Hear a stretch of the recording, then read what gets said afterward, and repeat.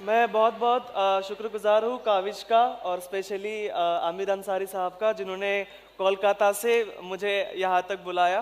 मैं बहुत बहुत शुक्रगुजार हूँ उनका। दो तीन चीज़ें आप लोगों से शेयर करना चाहता हूँ। मुझे पता है टाइम बहुत कम है और मुझे ये भी पता है कि मेरे रिजल्ट के बाद आपने कई न्यूज़पेपर के थ्रू हो, टीवी के थ्रू हो या यूट्यूब के थ्रू हो, आपने मेरे इंटरव्यूज़ देखे हैं, पढ़े हैं, तो बहुत सारी चीज़ें आपको पता है। कुछ चीज़ें 10 मिनट का टाइम मुझे दिया गया है, 10 मिनट के अंदर आपसे बात मैं करना चाहता हूँ।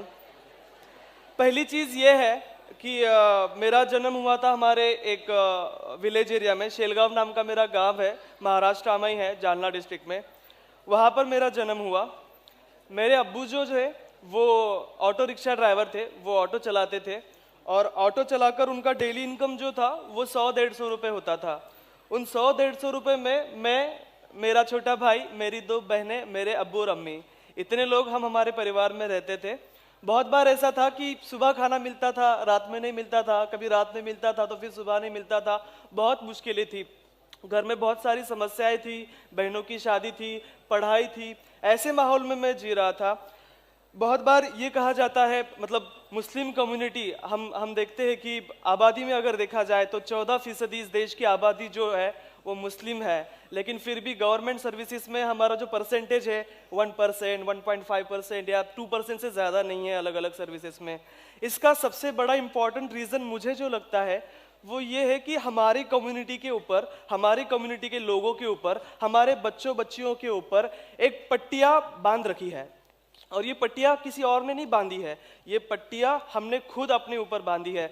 हमने ये पट्टी बांधी है कि अगर आप मुस्लिम हो तो आपको कहीं पर सरकारी नौकरी नहीं मिलेगी। हमने ये पट्टी बांधी है कि अगर आप मुस्लिम फैमिली की लड़की हो तो आप पढ़ाई नहीं कर सकती। हमने ये पट्टी बांधी है कि मुस्लिम बच्चे होशियार नहीं होते। हमने ये पट्टी बांधी है कि मुस्लिम, अगर आप गरीब फैमिली से हो, रूरल एरिया से हो, तो आप आगे चल के आपके करियर में कुछ नहीं कर सकते। आप भी आपके पापा की तरह कोई ऑटो चला लो, कोई गैरेज चला लो।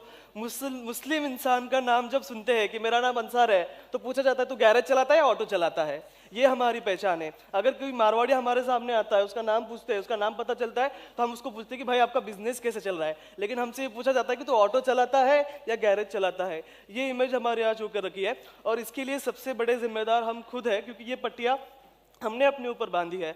और ये पट्टियाँ खोलने का काम कुछ रोल मॉडल्स को आगे आके करना चाहिए। कुछ हद तक, बहुत कम हद तक मुझे लगता है कि वो काम हमारे महाराष्ट्र में कहिए या ओवरऑल इंडिया से कुछ मुस्लिम ऑफिसर्स जो आगे आए, जिन्होंने पढ़ाई की, मुश्किल हालातों में पढ़ाई की, उन्होंने किया है। मेरे लिए ऐसे मोटिवेशन शाह फैजल सर रहे थे, जो 2010 में ऑल इंडिया रैंक 1 से IAS ऑफिसर बने थे। उस वक्त मैं 10वीं कक्षा में पढ़ता था। मैं काविश फाउंडेशन को शुक्रगुजार हूँ उनका, बिकॉज जब मैं 10वीं में पढ़ता था तब मुझे गाइड करने के लिए कोई नहीं था। मेरी 10वीं की एग्जाम हुई और मैं सोच रहा था कि अब मुझे करियर में क्या करना चाहिए। तो मुझे गाइड करने के लिए एक इंसान बैठा हुआ था। उन्होंने कहा कि अंसार देखो, 10वीं में पढ़े हो तुम, तुम्हारे नंबर अच्छे हैं, स्कूल के टॉपर हो, तो तुम इंजीनियर बन जाओ, साइंस कर लो। मुझे मैथमेटिक्स तो समझ में आती नहीं थी, तो मैंने कहा कि नहीं, मैं नहीं कर पाऊंगा, मुझे IAS ऑफिसर बनना है। बोलता कि अरे मुस्लिम तो IAS ऑफिसर बनते नहीं है। मैंने कहा शाह फैजल बने ना। अरे वो तो कश्मीर से थे, महाराष्ट्र से कोई नहीं बनता। तो वो मुझे समझा रहे थे और मुझे जो समझाने वाला इंसान था वो 10th में फेल हो चुका था। तो वो मुझे बता रहा था कि तुझे 10th के बाद क्या करना है। लेकिन मैं काफ़ी खुश हूँ कि आपको इतने कम उम्र में इतना अच्छा गाइडेंस यहाँ पर मिल रहा है। पट्टियों की बात जो मैं आपके साथ कर रहा था, मेरी फैमिली में हम एक BPL फैमिली को बिलोंग करते हैं, बिलो पॉवर्टी लाइन की फैमिली। बहुत गरीबी थी हमारी घर में, बहुत हमने मुश्किलें देखी है, खाने को बहुत बार नहीं मिला, घर में झगड़ा होता था, अम्मी अब्बू की फाइट्स होती रहती थी, दोनों बहनों की शादी बहुत जल्दी करा दी गई थी। हमारे यहाँ पर ऐसा होता कि बच्चा जो होता है उसको एक एसेट की तौर पे देखा जाता है कि बच्चा जब बड़ा होगा, आगे चल के थोड़ा सा कुछ छोटा मोटा काम करेगा गैरेज में किसी, तो घर पे पैसे आएंगे। तो इस हालात में मैं पढ़ रहा था। मेरे घर में एक लौता मैं था जो आगे पढ़ पाया। मेरी 2 बहनें, उनकी जल्दी शादी हो गई, वो नहीं पढ़ पाई। मेरा छोटा भाई, वो नहीं पढ़ पाया क्योंकि घर में कमाने वाला कोई चाहिए था। और मैं स्कूल में चूंकि होशियार था तो घर वालों ने डिसाइड किया कि इस एक ही बच्चे को हम पढ़ाएंगे, और उन्होंने मेरी पढ़ाई कंटिन्यू रखी। मेरा छोटा भाई जो मुझसे 2 साल छोटा है, लेकिन मैं उसको मुझसे बड़ा मानता हूँ, क्योंकि उसने 3 साल, जब मैं पूना में पढ़ाई कर रहा था, पूना में बहुत दिक्कतें आई मुझे, मैं बहुत बार भूखा रहा पूना में, लेकिन फिर भी मेरा भाई और मेरे अब्बू रिक्शा चलाकर और मेरा भाई मामा के यहाँ पर काम करके मुझे पैसे भेजते थे मेरी पढ़ाई के लिए। जब मैं आखिरी दौर में था अपने एग्जाम के, जब मैं अपने एग्जाम के आखिरी दौर में था, मुझे कुछ पैसों की ज़रूरत थी। मैं दो चीज़ें यहाँ पर सिर्फ बोलना चाहता हूँ। मुझे पैसों की ज़रूरत थी कुछ, तो मेरे अब्बू ने हमें एक सरकारी स्कीम से एक घर मिला था, वो घर मेरे अब्बू ने बेच दिया 30,000 रुपये के रेट में, और वो भाड़े के घर में फिर से शिफ्ट हो गए क्योंकि मेरी पढ़ाई इंपॉर्टेंट थी। जब मुझे 5,000 रुपये की ज़रूरत थी, मेरी अम्मी लोगों के खेतों में जाकर काम किया करती थी। तो जब मेरी अम्मी को 5,000 रुपये मुझे बहुत अर्जेंटली चाहिए थे और मेरे पास थे नहीं, भाई के पास भी नहीं थे, अब्बू के पास भी नहीं थे। मेरी अम्मी जिन लोगों के खेत में काम करती थी वो मुस्लिम थे। उनके यहाँ पर मेरे अम्मी ने जाकर कहा कि मेरे बेटे को 5,000 रुपये की ज़रूरत है, आप मुझे 5,000 रुपये दे दो, मैं 15-20 दिन आपके खेत में ही काम कर रही हूँ, एडवांस में दे दो, हम चुका देंगे।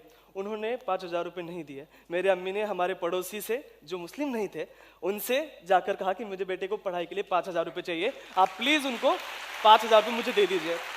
तो उन्होंने ब्याज के ऊपर क्यों ना हो मेरे अम्मी को 5,000 रुपये दिए थे, और वो 5,000 रुपये मेरे अम्मी ने मुझे भेजे थे। बात में ये आपसे कहना चाहता हूँ कि ये जो पट्टियाँ हमने खुद से अपने ऊपर बांध रखी है, ये पट्टियाँ हमें खोलने की ज़रूरत है। और एक बात ये हमें ध्यान में रखने की ज़रूरत है कि कोई फ़र्क नहीं पड़ता आप सिटी से हो या विलेज से हो, कोई फ़र्क नहीं पड़ता कि आप लड़का हो या लड़की हो, कोई फ़र्क नहीं पड़ता आप अमीर हो या गरीब हो, कोई फ़र्क नहीं पड़ता कि आप किस बैकग्राउंड से आते हो, किसी चीज़ का कोई फ़र्क नहीं पड़ता। एक चीज़ का जिसका फ़र्क पड़ता है वो होता है डिटर्मिनेशन, कि मैं बेस्ट हूँ और मुझे अपनी लाइफ के अंदर ये करना है तो करना है, और कोई भी मुश्किल मेरे सामने आए मैं इसको अचीव करके रहूँगा।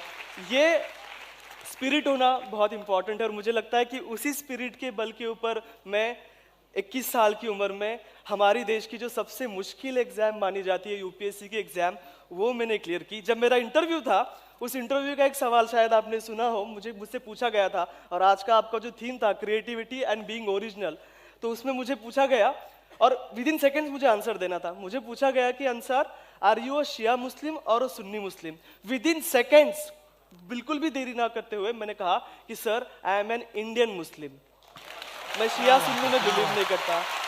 इस सवाल का जो जवाब मैंने दिया था, मुझे इंटरव्यू में 275 में से 199 मार्क्स मिले, ऑल इंडिया रैंक मेरा 361 आया, और मैं अपने देश का जितने भी कम उम्र के आईएएस ऑफिसर्स हुए हैं उनमें से एक बना, one of the youngest IAS officers of India में बना, पहले अटेम्प्ट में, 21 साल की उम्र में, जब बच्चों को पता नहीं होता है कि कौन सा शर्ट पहनना और कौन सी ट्राउजर पहननी है, उस उम्र में मैं हमारे देश का एक सबसे यंगेस्ट ऑफिसर बना।